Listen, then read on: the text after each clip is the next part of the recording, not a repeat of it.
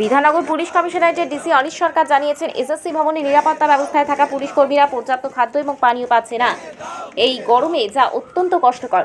এরই পরিপ্রেক্ষিতে আন্দোলনরত শিক্ষক শিক্ষিকারা খাদ্য এবং পানীয় তুলে দিতে চাইলেন নিরাপত্তার দায়িত্বে থাকা পুলিশ কর্মীদের হাতে। তাদের দাবি, তারাও অমানবিক নন, আর পুলিশরাও মানুষ, তাই মানুষ হিসেবে মানুষের পাশে দাঁড়ানোই মূল লক্ষ্য আন্দোলনরত শিক্ষক শিক্ষিকাদের। তাদের তরফে আরও বলা হয়, শিক্ষকরা সমাজ গড়ার কারিগর, পাশাপাশি কাউকে খেতে না দেওয়া তাদের লক্ষ্য নয়, তাদের লক্ষ্য যোগ্য অযোগ্য তালিকা প্রকাশ।